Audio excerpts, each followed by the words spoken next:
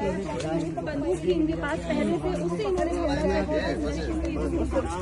जानना चाहते हैं। जैसा कि आप सभी को मालूम है 25-26 तारीख की रात को सेक्टर 28 में फरीदाबाद में एक फायरिंग का इंसिडेंट हुआ था, जिसमें कि बेसिकली हुआ ये था कि पहले एक कार का और बाइक का एक्सीडेंट हुआ था, और जब बाइक सवार इसका एक्सीडेंट हुआ था उसको बचाने के लिए जो वहां पर नजदीक में कार का शोरूम था, उसके मैनेजर जो आए थे उनको बचाने के लिए, तो उनके ऊपर कार जो ड्राइवर था जिसने एक्सीडेंट किया था उसने फायरिंग की थी, और वहां से फिर वो मौके पे से फरार हो गए थे और उनको काफी उसमें फायरिंग इंजरी आई थी।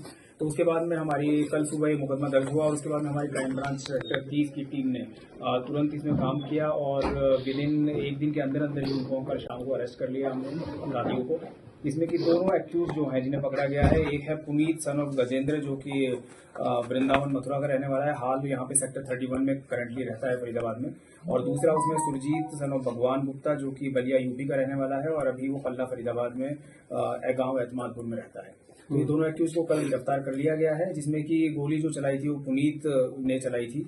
पुनीत जो है ये 28 वर्ष का है, इसने LLB की पढ़ाई की हुई है, वैसे बीड़ी का गोदाम है इसका, लेकिन ये बेसिकली इसका क्रिमिनल रिकॉर्ड भी है।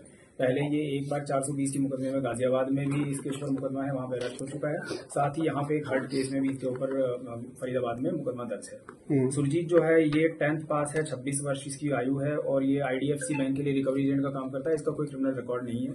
इन लोगों ने दोनों ने नशा किया हुआ था, इन्होंने ड्रिंक कर रखी थी, और उसी नशे की हालत में इन्होंने बाइक सवार को टक्कर मारी, और उसके बाद में जब बाइक सवार को बचाने के लिए जैसे लोग आए तो उनसे इनकी कहासुनी हुई, और कहासुनी के बाद में वो थोड़ा क्योंकि ड्रंक थे, ऑलरेडी नशे की हालत में थे, इन्होंने इनके पास में एक पिस्टल थी जिससे निकाल करके फायर किया उसको। जो पिस्टल की बात की जा रही, जो फायर किया वो किस तरह की पिस्टल थी? क्या कोई अवैध हथियार था या फिर लाइसेंसी थी?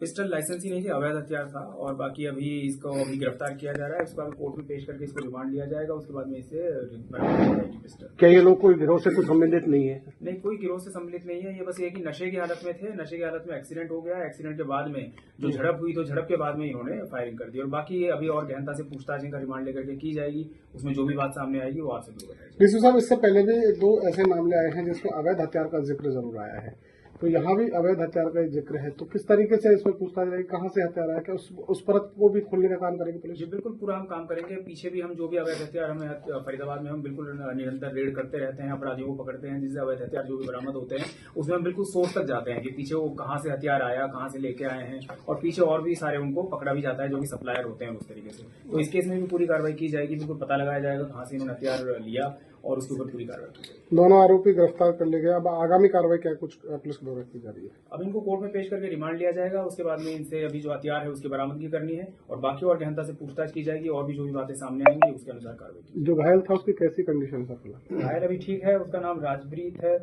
जो बाइक सवार जो एक्सीडेंट जिसका हुआ था वो राजप्रीत सन ऑफ मखनलाल था, और जिसको गोली लगी थी वो रिंकू सन ऑफ वीरेंद्र था, तो उसकी भी हालत ठीक है अभी। और बीच बचाव में गोली लगी थी? वो बीच बचाव करने आए थे, उसके बाद फिर झड़प हो गई, उसके बाद में गोली लगी। Thank you.